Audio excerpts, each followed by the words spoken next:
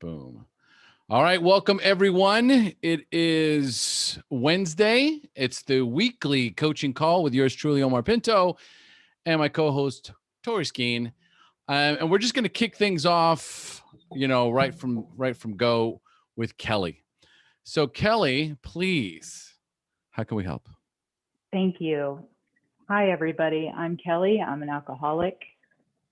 I have been on a journey to recovery for about 3 years now. And my longest period of sobriety has been 2 years.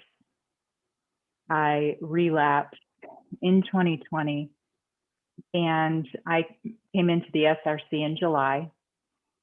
So I had a pretty significant drinking episode with family in July.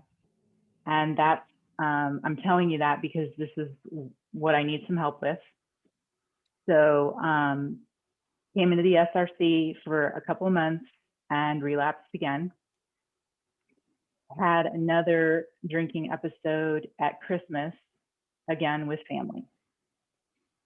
So today I am 63 days sober and feeling good and using all of the tools and spiritual disciplines and practices that I'm learning from everyone that I am surrounding myself with in the SRC and with a couple of other recovery spaces. So that's great.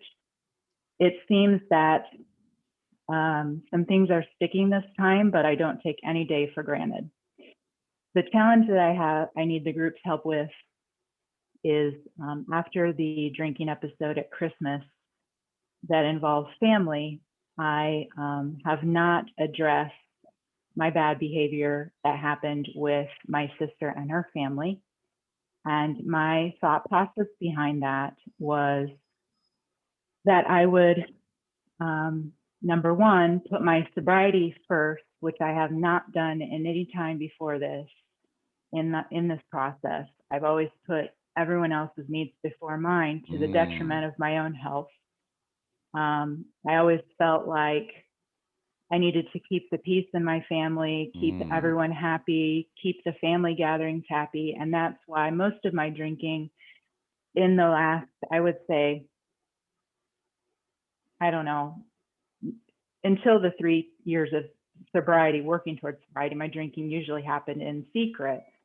But during times of family gatherings, then when it was like Kellie's in recovery, then it was secretive drinking at these family gatherings.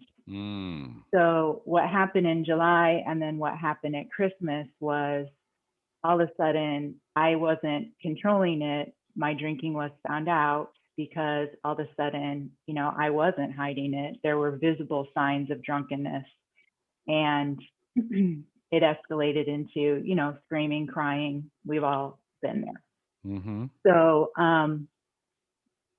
my sister lives very far away. She is not, we have not been in communication. She's not able to see all of the things that my other family sees that are close by, my mom and my stepdad. So all she knows is that I'm a drunk that's still hiding at home, drinking all the time and avoiding my problems and pretending to be in recovery. So yesterday she sent me a video message and essentially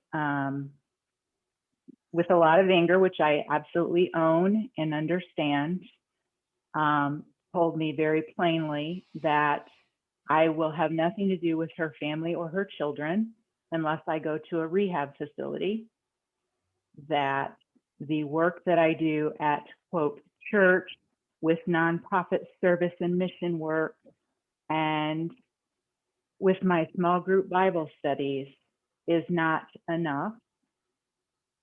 And that clearly doing all of that in the past has just been lies.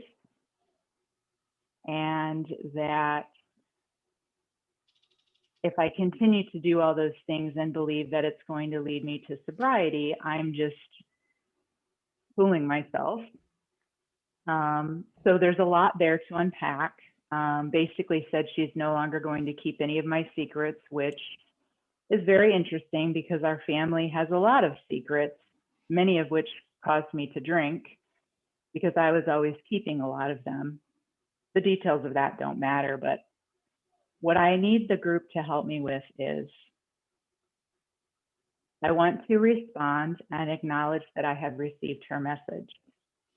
I want to do it in a way that shows spiritual maturity and maturity in my sobriety. I don't want to make excuses for anything I've done. I want to own up to my behavior from that day and from July.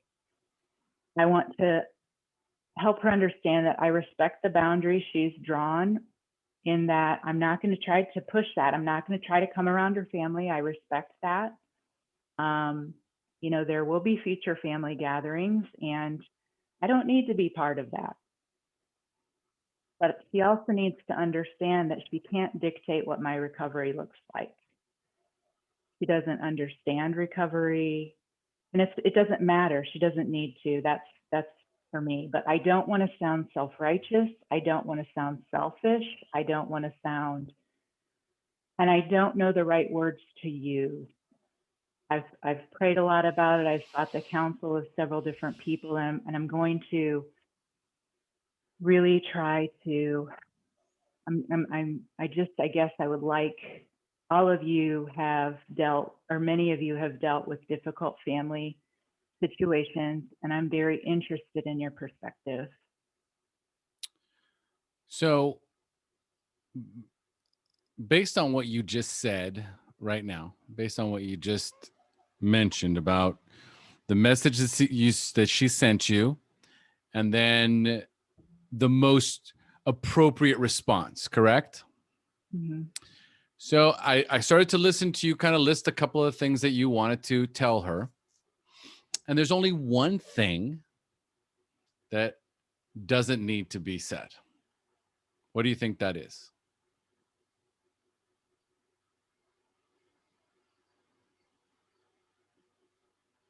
I don't know. Okay. All right.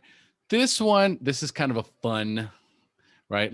I know it's heavy, so I'm going to try and soften it up a little bit, right? And this is kind of a good opportunity to let other members interject, because I can kind of see it clearly as to what is appropriate and what is better left out. Who would like to? Who can kind of guess as to what I'm thinking about? And forget about what I'm guessing. What came up for those of you that are listening here as to what would be a potentially good approach for Kellie?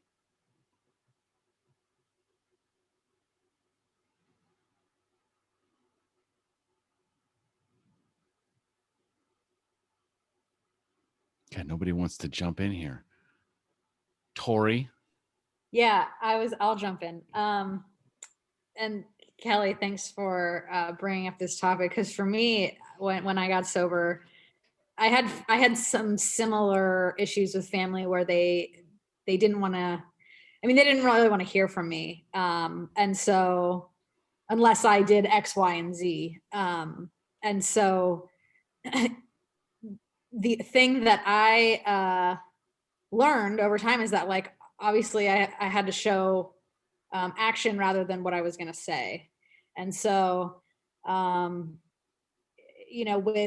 I had, 60, 90 days sober, that didn't mean anything compared to the, years so, because I did have 2.5 years sober, literally like similar situation. And so they had already seen it, believed it, and I had talked and until I was blue in the face, but ultimately just kept doing, lying to them and manipulating them. So, I had to cut that situation off and not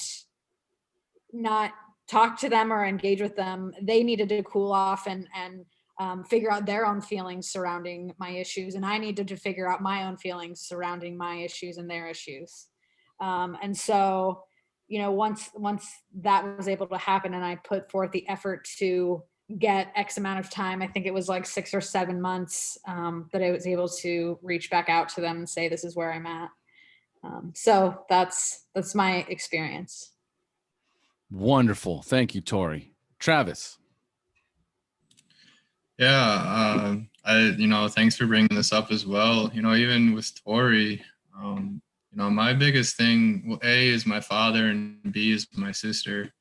A, I cut my father off because of his behavior, and B, my sister, she was on the verge of cutting me off because of my behavior. So the way that it worked for me is working a program. I called my people from institutions several times, telling them all the things that they wanted to hear, but I was failing to do the process. So for me, the first step was doing the program, and then the second part was just having patience and waiting for them to come around, because my actions were going to prove to them that I was healing and that I was working the recovery and that I could slowly gain their trust back. And it's taken time, but I think that that's the important part about it. Is I hear a lot of people say, oh, so-and-so is never going to talk to me again because I've burned the bridges. But in the reality of the situation, after a period of time, a lot of those relationships got mended because the person who was afraid of the bridge being burnt was willing to put in the effort to show, and especially for me, I get stuck in my head thinking about the perfect words to tell somebody. And that sounds great. But that's the thing, is that it sounds great. I have to have some weight behind that with some actions. And I think, you're on the right step of wanting to make amends. But I think one of the most important parts is just focusing on what you need to do in your recovery, and they will come around. Especially if they love you, they will come around. They almost always do. So Can I interrupt for one second? That's what I've got, and I hope. I just want to make a clarifying comment. I am not looking to make amends at this point because I don't think anything that I say will be received with a loving or forgiving heart. At this point in time, I want to make sure that she understands that I'm owning up to my bad behavior, and that I've received her. What she wants right now is to scream at me. She wants to scream at me and tell me how she believes that recovery should work. And what I need to do is let her know that I respect the boundaries she's drawn for her family. Understand that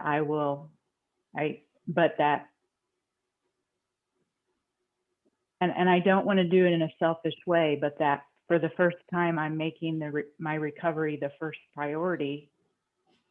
And I know that, to Travis's point, there are no perfect words here,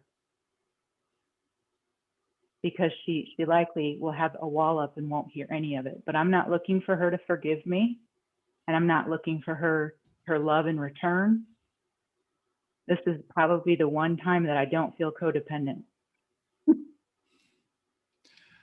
So here's what came up for me, right? And even as you just repeated all this, I'm going to say, I agree, right?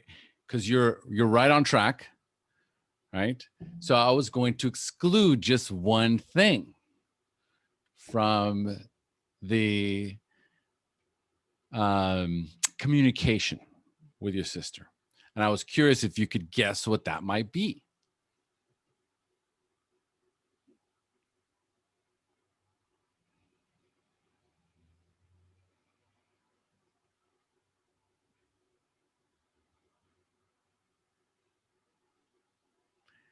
Anything that comes after the but.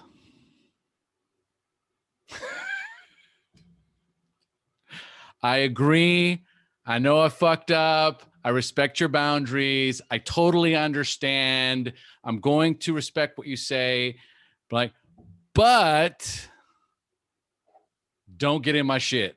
Okay. So, and I know I'm being, I know that's not what you're going to say.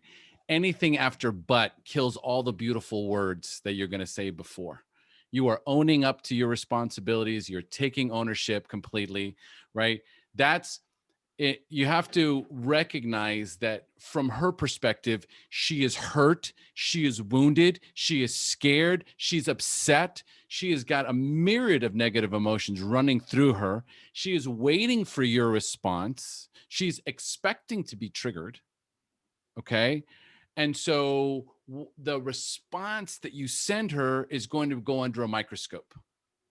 Mhm. So if the only thing that I do is acknowledge her pain, acknowledge her frustration, acknowledge her boundaries, and say nothing further,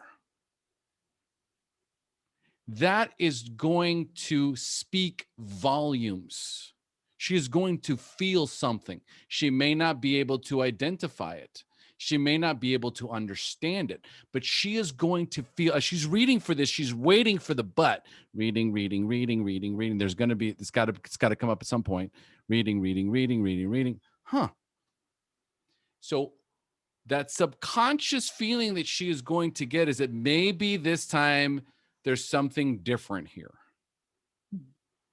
It doesn't matter what she says about your recovery, and it doesn't matter what her opinion is about recovery. Mhm. Okay. It's irrelevant. That's yet just another boundary. She is just using that as a way of protecting herself and from getting hurt. Does that make sense? How's this landing? That makes perfect sense. It just seems like it's going to be maybe only like a 2-minute video. Make it a 1-minute video. And that's okay, right? Why would it need to be any long? Anything longer than 2 minutes is me listening to myself make excuses. Okay, then that's it. I love you. I miss you. I am so sorry. You are right. I respect your boundaries, right? And I am going to do the work necessary, right? Or however you want to leave it. Just make sure there's no but in there, right? And then you just leave it, because what's needed right now after you send that video, first of all, here's some things I wrote. Less is more. Okay. Action speaks louder than words. That came up from Travis. It came up from Tori, right? Time and space. Travis and Tori. I mean, we're all on the same page here. What's needed here is time and space for both of you to heal. And then in the interim, while you guys are healing and there's that space, when you're not around and cooler minds prevail and the intensity of your emotions to come down, she's going to start to miss you because she's your sister and you guys are family. So you got to allow that to kind of make itself also part of the equation. Give her an opportunity to miss you. Give her an opportunity to wonder, wow, I haven't heard from Kellie. She didn't show up at the last family function. Listen, people feel somehow that if they miss a family function, like, oh my God, how can I possibly miss Thanksgiving or Christmas? Easy, you don't show up. Mm-hmm. One family function could make all the difference in the world if you don't go there and instead put your recovery first. Because it usually takes about a solid year to really get to the bottom of some things, to really deal with all of the triggers that are always present. I don't care who you are, me included. Anytime I'm around my family, it's like a shooting gallery. Everyone's getting triggered. Okay. It is impossible. The minute you walk in, you can feel it. Okay. So I need to be in a place where I am strong. And as I get triggered, I have a filter that prevents me from reacting. Okay. Does that make sense? Perfect sense. Thank you. What else is coming up? Anything come up as I'm saying that? No, I feel I feel a sense of calm. I feel a sense of peace about just, again, not having to figure out all these right words to use. It's very simple. And so I just thank all of you for listening, and I thank everybody for the ideas and thoughts, and feel very good about it. Thank you.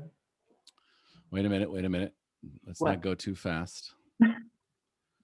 Because, obviously I'm picking up on some of the information here. And let's not bypass your pain, Kellie. Mm. Okay. So I want to know more about being the peacekeeper. How long have you been the peacekeeper? I would say since my parents divorced when I was 21.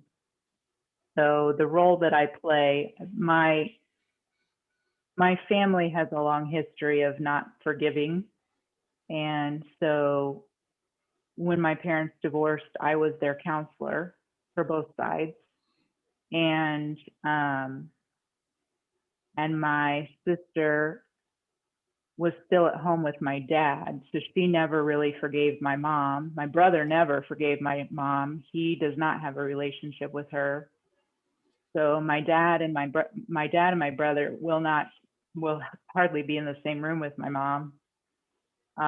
Both parents are remarried. So there's a lot of stepsisters and stepbrothers, which a lot of families have. But my sister basically dictates everything for the family because she's the only one that's married with grandchildren. And then everyone else does and follows what she wants. But there's just always a lot of underlying tension, and we don't ever talk about anything or handle anything. It's always put a smile on. And I think there's a lot of families that are used to that dynamic. But for me, I think in my mind, I just always was supposed to play a specific role. And it just got harder and harder to play. So alcohol made it easier. And then when grandkids came along, they started to they were a lot. And so I became the person that played with them and entertained them. But that was a lot because I'm not used to that. I live by myself. So it just took a lot more of my energy. And nobody asked me to take that on. Nobody asked me to do that. I own that. I could have separated myself from it, but I didn't. I was a martyr. And like you said, what's it going to hurt if you skip a family function? Nothing. I could skip a family function. Oh, but God forbid. And when you have, multiple families, the family holidays turn into 3 and 6 day events instead of one. So that's essentially what happened this past Christmas. And instead of putting myself first and stepping away from it, I took myself out, which was not healthy behavior. And I'm not doing that anymore. But it's going to take a lot more work to reinforce that and to continue to put that into practice. So your sister's the matriarch in the family? Yeah. Okay. Even though I'm the oldest. You're the oldest, but you don't have kids. Mm-mm. All right. She's got grandkids. Okay. Mm-hmm. So, this is your typical dysfunctional patriarchal family with hierarchies, and everyone's got their role, either that they assumed it or it was assigned to them, right? So see if you can answer this for me, okay? Or just finish this statement, right? When you're around your family, for example, okay, I feel overwhelmed because.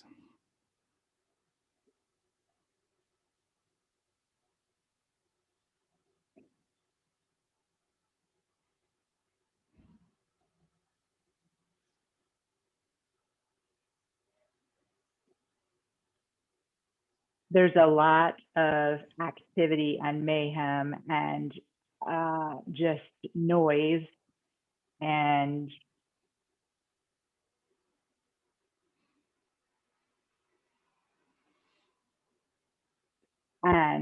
I feel overwhelmed because there's a lot of conversation going on about people's lives, and I have a difficult time contributing in a way that people can participate with, because they don't ever ask me questions about myself or my life. So I feel like I either have to offer information or I just move away from the situation and go play with the kids. Okay. Which is not exactly where I would want to be, but what I do. Well, what does playing with the kids offer you? Nothing. Sorry, that's really selfish. I do love my nephews. I'm sorry. No, dude, there's nothing to be sorry about. That's why we do this. And you're in a safe I don't have environment. kids for a reason. Right. But somehow you gravitate towards the children. Why do you think that is? This is so hilarious because I volunteer at a nonprofit mission that serves children, but I coach the adult mentors. I don't work with the children, and I work with the animals. And animals.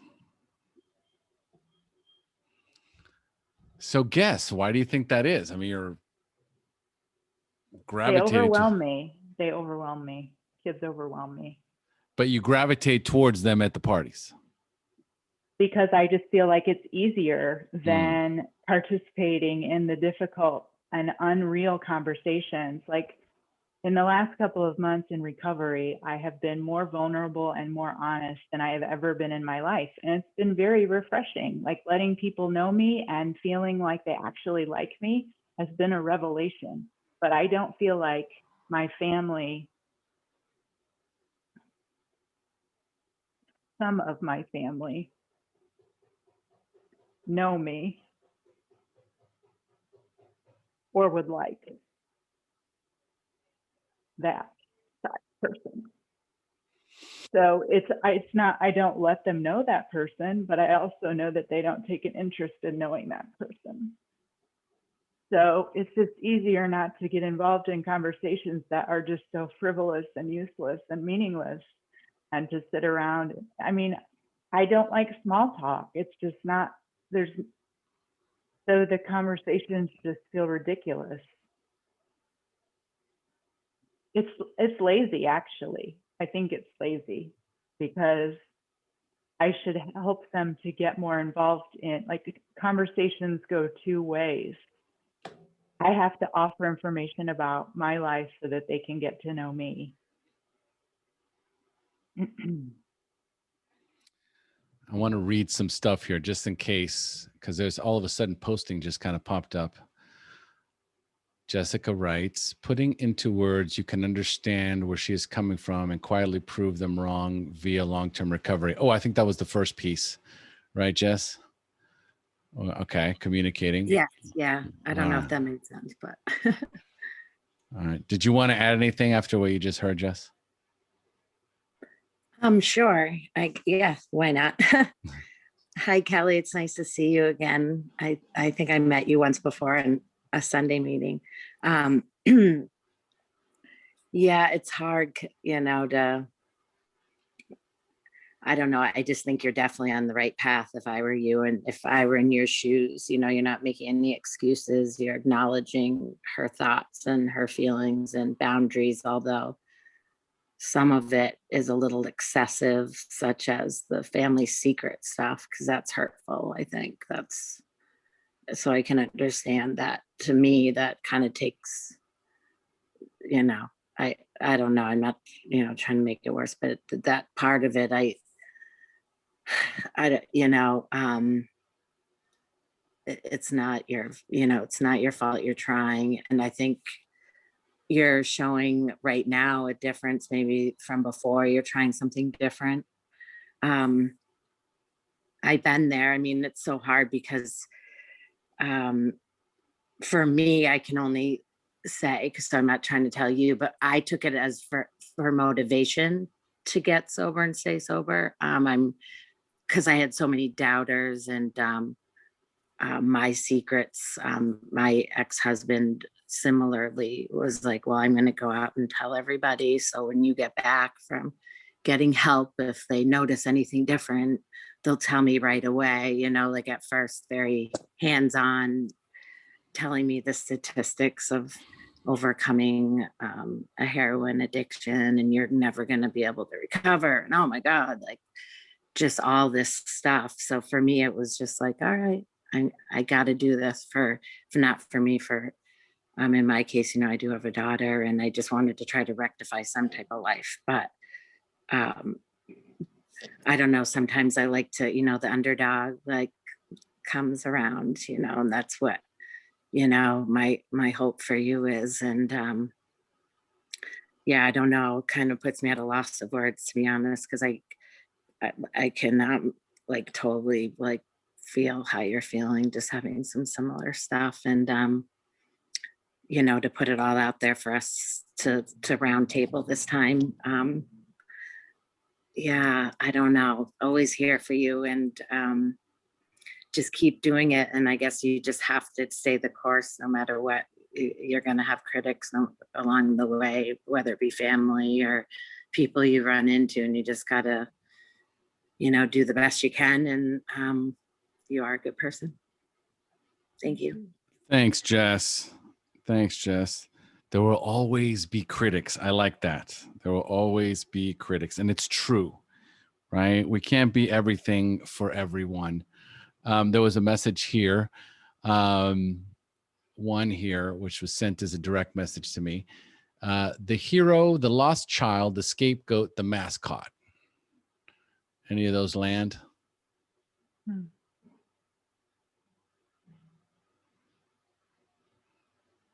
I don't know.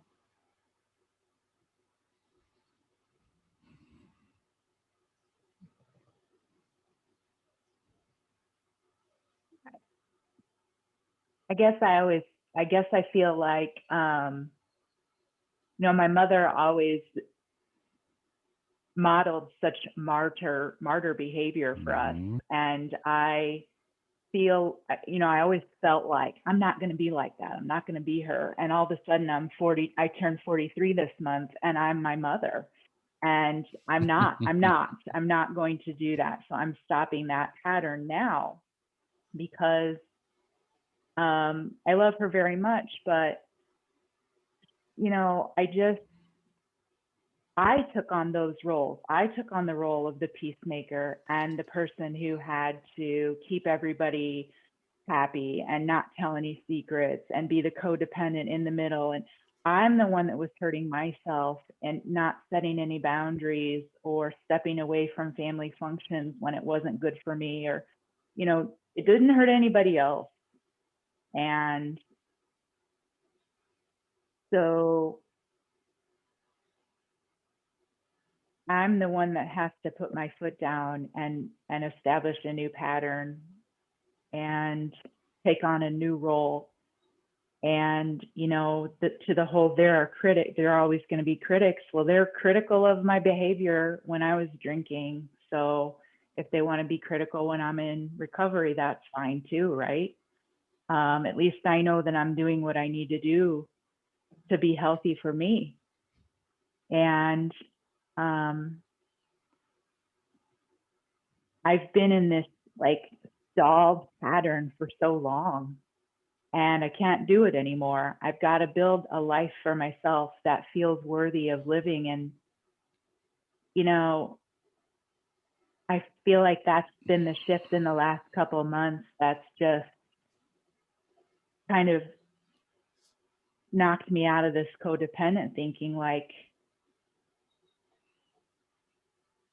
so, you know, I think I cried when I talked about some of those family patterns and those behavioral patterns, because when you say them out loud, it does sound really ridiculous. It's embarrassing to say them out loud, because I can have conversation with strangers or conversation in a work setting, but I can't talk to my own family. So it's not can't, it's just need to do it differently. So the way that I like to address healing in a situation like this is going a layer deeper. And so as as you take full responsibility, which is like, as soon as you do that, as soon as you take full responsibility for your own behavior, your own actions, then it makes it easier to go a layer deeper because it's not as painful. A lot of times the first layer is just acknowledging, right? And so you took on this role of the peacekeeper, of putting other people before you, of the caretaker, okay? For what reason do you think you took on that role? The relationships in our family were so fractured. There was so much pain and so much dysfunction that I think I felt like I was the missing link to pull it all back together. So after my parents' divorce, there was just this time of so much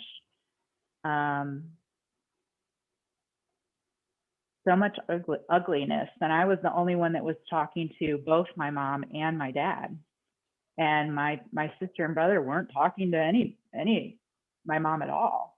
And my mom was this wounded animal that had no one because she had made the decision to move on with her life, and it was the best thing for her. And we never would have had my stepdad, and he is a very loving father to me, and I'd be ever grateful for him.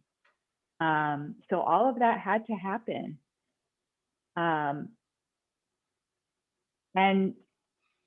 But I felt like if I wasn't that bridge, that piece, that person that kept everybody together, we would have been fractured, and maybe I wouldn't have any relationship with my sister and brother, and maybe they would have no relationship with my mom.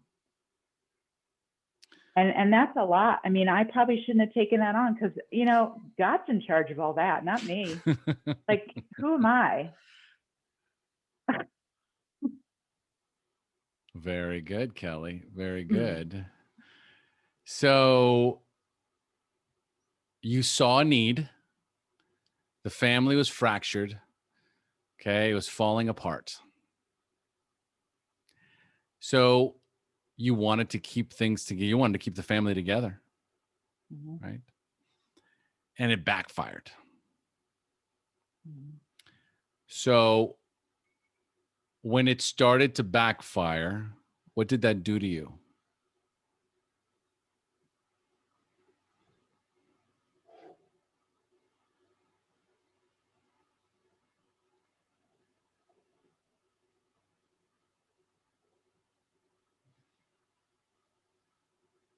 I feel like everybody else kind of moved on with their life and developed their own story for themselves. And my story was just being stuck in this pattern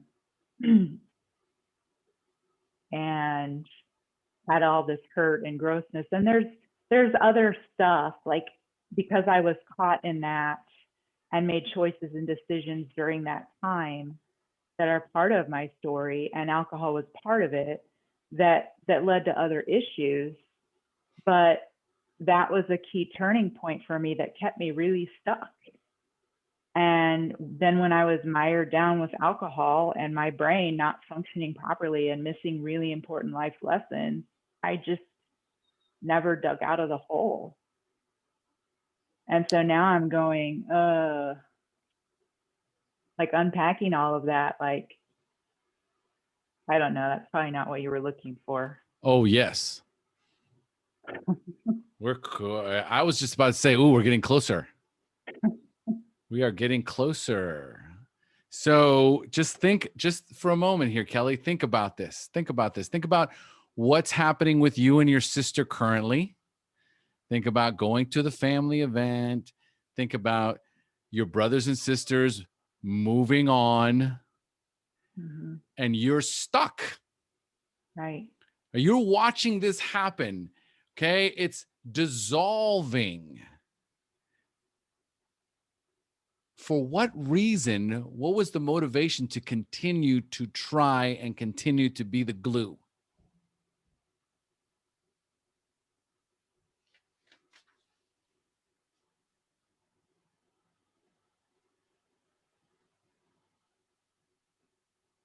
Because I don't have anything if they've all moved on.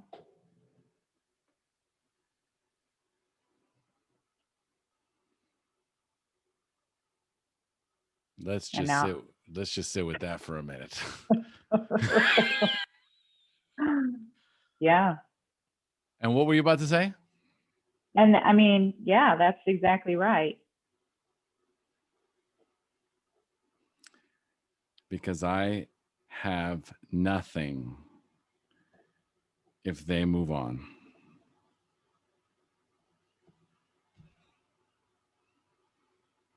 I mean, I've gone through a lot of sadness and had a lot of, like, I kept thinking over the last few months, like, when my parents pass away, we're not going to have any relationship. And I started grieving over that almost. And I kept thinking, like, surely not. Like, that can't be in the plan, but you can't force something like that. And that's not for me to figure out right now. But you can't hold on to, like, those days in our 20s when we were all so dysfunctional and drinking together, and that was the only time we ever got along.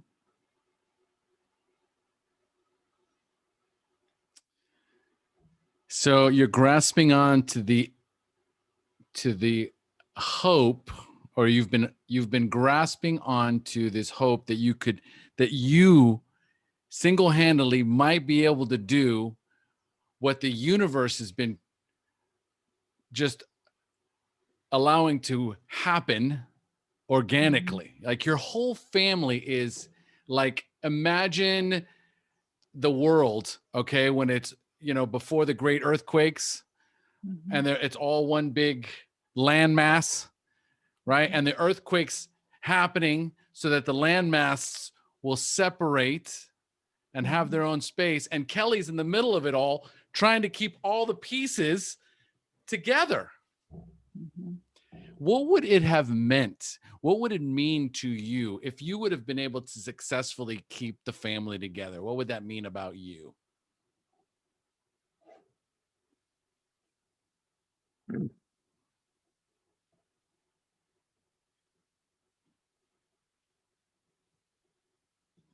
Oh, my parents would have loved me so much.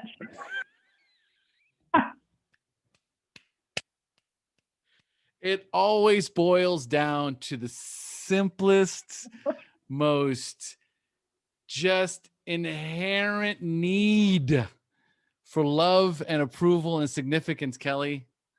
It's all it is. If, my parents, everyone would love me, I would be the hero. And so I take on this impossible task, seeking love and approval in a wolf's den. Okay. Trying to keep 12 wolves from killing each other. And I'm getting eaten alive. And ultimately, what I'm really seeking is love and approval. It's, at the end of the day, significance, love, connection, approval. It's what we all seek. And you took on a massive, massive undertaking to try and receive that, to feel worthy and deserving of love. I took on something that was an impossibility, that was doomed from the start.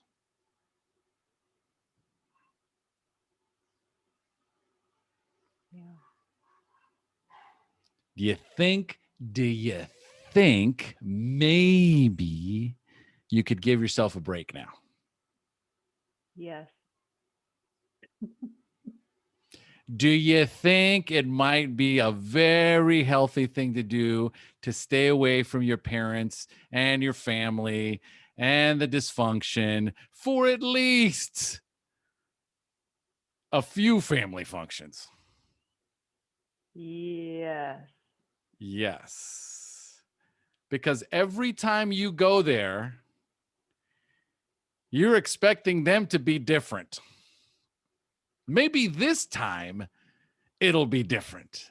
Maybe this time we'll have a different conversation.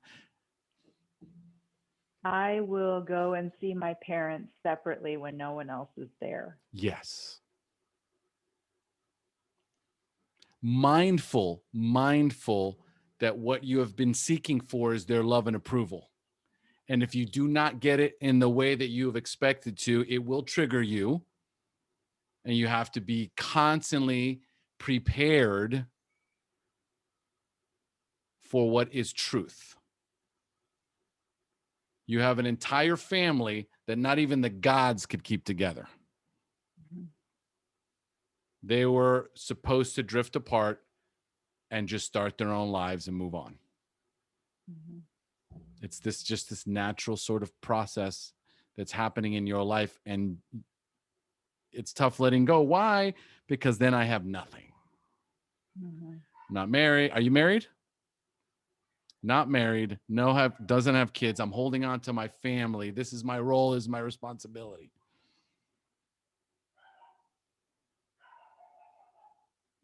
I'm not saying you should have kids, but you might want to consider, dating. I don't know. I'm just, spitballing here, right? I don't know. Okay. Well, actually, 99, no dating. Got 60 days. Let's focus on what we started at the beginning of this conversation, which is your recovery comes first. That was the decision that you made. But really, when you said, and I heard you say, I'm putting my recovery first, you know what I actually heard? I'm putting me first. Ugh. Yes. Yes, yes, yes, yes. Is it selfish? Is it whatever words I want to attach to whatever that means? Why would I care? Right. Everyone else only cares about themselves, Kellie. Right. In a Zoom call, people are so concerned with turning on the camera because other people might see them. And the only person staring at you in Zoom is you. Everyone's so busy going, is my hair right? I don't know. God, my beard's a little off. Oh, I gotta change my background. No one's sitting there firing off at everyone else. It's just human nature to look out for ourselves because we are designed for self-preservation. So it is time to put you first, put your recovery first, stay away from your family. But now, I'm sure you've heard this before. You probably need to just keep your distance from your family. But now, is it clearer? I will keep my distance from the dysfunctional portion of my family. And that's in it. the dysfunctional gatherings. Yes. Yeah. Yes. And that's it. Recognizing that inside of you, every time you show up to these things, you are seeking approval that you are never going to get. And it will trigger you. I'm talking about the dysfunctional side. It is going to trigger you, and then ultimately you're going to want to soothe from it. It's just A, B, C. Right? So this is why it's so important in the first year of sobriety to not make a lot of changes, stay around, to stay away from people, places, and things that can trigger you, and form that beautiful connection with people that are on the same journey as you. You already mentioned it. When you show up to meetings, you talk to people, you're on this call. Why is it that these people understand me? Why do these people listen to me? Why can I open up here and it's safe and I feel loved and I can't do it with my own family? Because everyone's wounded. And I need to constantly reevaluate or evaluate my motives for doing things where my family is concerned. I didn't want to say it. Thank you. Yeah. Boom. What's behind it? Yeah. Well done. Wow. Take a deep breath.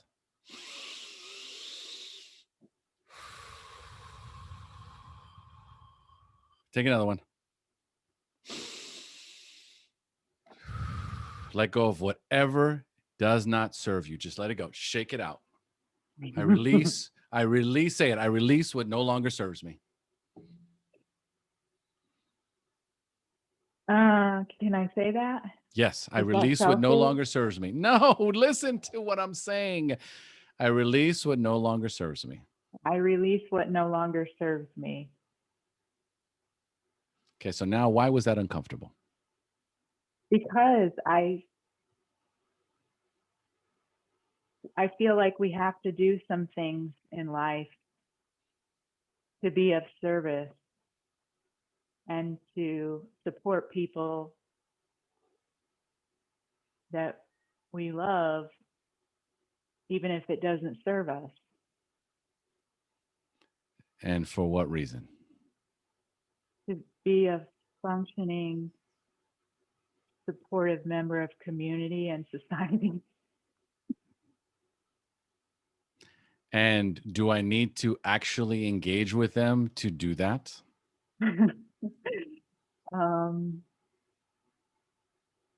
No. We lead by example, Kelly. We lead by example. Do you know how you show people how to set boundaries? By setting them myself And honoring them. and honoring them.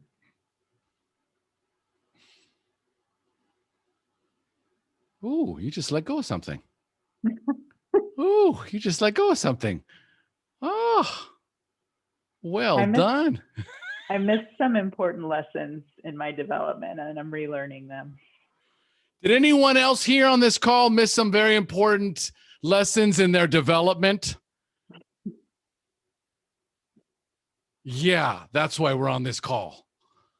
Because we all just magically were, it all just worked out for us. No, Kelly, first of all, big hand for Kelly. She stuck it through. I don't think she was expecting me to take her down this road. You were like, uh-oh. I had my nice little issue wrapped up in a box for you. I know. I saw that. I'm like, look at her. Huh, just very nicely. No. Hold on. Okay, so who would like to, we've got a few minutes. Let's give Kelly a little bit of love. Who would like to give Kelly a little love, a little support? Love and support. I love it. Who was that? It was me, Shauna. Beautiful. Thank you, Shauna. Thanks for piping in there. Love you. Yeah, no problem. It was I definitely got something from this as well. Wonderful. Thank you. Anyone else? This is Shelley. Hey, Shelley. You're doing so great, Kelly. I mean, I wish, gosh, when I was 60 days sober, there was no way I could have rationalized any of or processed any of that. And, what to do with those things. I mean, I think we had to think about that first Thanksgiving, that first holiday, that first, gathering where everyone's drinking and God. I was the first one there and the first one to leave, always had an escape, even when I did start approaching doing those things after a while. So, but yeah, you're really strong and brave and you have such insight into this and you're really doing recovery well. So that's all I got. Thank you, Shelley. Thank you. Thanks, Shelley. Heather, did you want to say something? I saw your camera come on. Yeah, thank you. I just wanted to say thank you so much for sharing. I really identified with a lot. I could relate to a lot of what you said. And I think what hit me too is the reluctance to say, I'm going to release what doesn't serve me, because it sounds so selfish. It sounds self-centered. It's against kind of how we were raised. And I feel like culturally, we're very much raised to be like that. I'm going to do whatever I can to give as much as I can, even at my own detriment. And I guess what crossed my mind when you were talking and when you said that, as I was like, I relate to her so much. So glad she said that. And then B, like what my heart says to you, I also want to say to myself is that I'm not of service to anyone if I'm not sober. So including myself. And so taking care of that first and foremost and doing what you need to do to make sure you're healthy and safe, and not letting the disease back in to the level that it was before is serving them. So whatever that looks like, ultimately you're giving them a great gift in addition to the gift you receive, which is hopefully better than going to those Thanksgiving dinners. So I will pass. Thank you, Heather. That was perfect. And so let's be very, very clear about when you make, I'll say it all the time, I, Omar Pinto, release anything and everything that no longer serves me. Right? Because what I'm talking about here is addiction, self-sabotage, people-pleasing, caretaking. I'm just releasing all the dysfunction that no longer serves me, but it's interesting where the mind immediately takes you to. I immediately start thinking I'm going to abandon my family.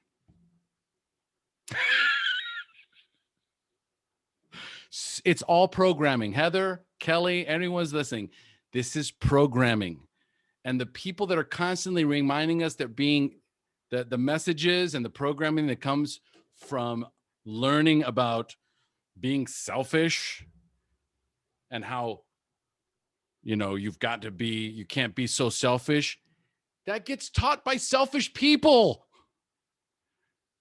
The people that tell you, who are you to set boundaries?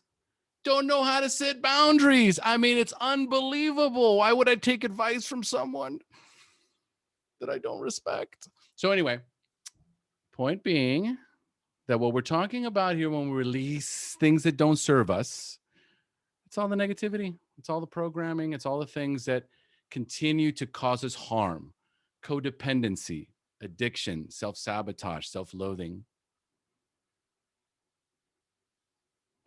Makes you just an incredibly whole, peaceful, healthy human being. All right.